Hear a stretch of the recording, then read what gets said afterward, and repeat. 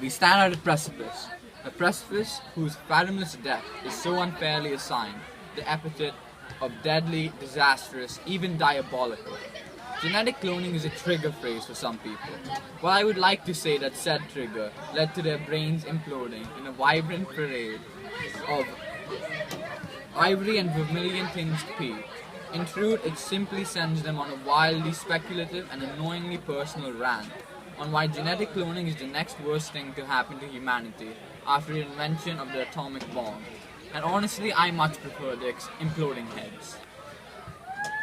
Due to this, I'm tempted to completely disregard the overall childish arguments of my opposition.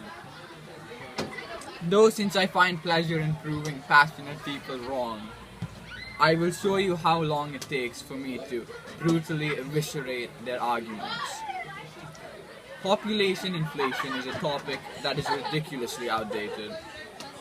Now I know you think that cloning leading to the inflation of the human population is a foolproof argument. I mean, of course the population is increasing. Thank you, Dr. Obvious. But now look a bit deeper, past the nice, smooth surface of your argument, and you will find the makings for a legendary sinkhole. Because you see, calling something an ill-fated endeavor simply because it would lead to overpopulation is a double-edged sword. This is because under the same pretext, you would need to hold the same doomsday opinion towards childbirth as it does lead to overpopulation. But on to the next point. An existential crisis. Who the heck do you think you are?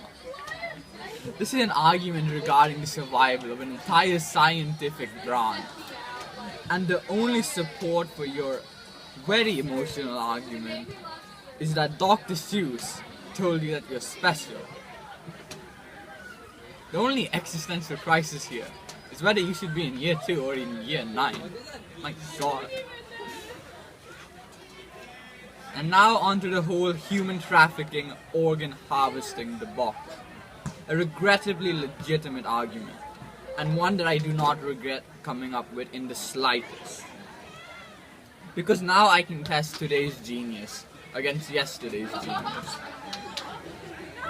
While yes, the thought of secret underground labs manufacturing undocumented humans simply to rip their organs out or sell off as slaves does leave one chilled to the bone. Take such a scenario with a bucket full of salt. Because at current, research into artificial organs and robotic slaves, for lack of a better word, is being flooded with much more resources and funding than the genetic cloning of humans, which at current can only be called a pipe dream. And so, when inevitably we do manage to successfully clone humans, we would be living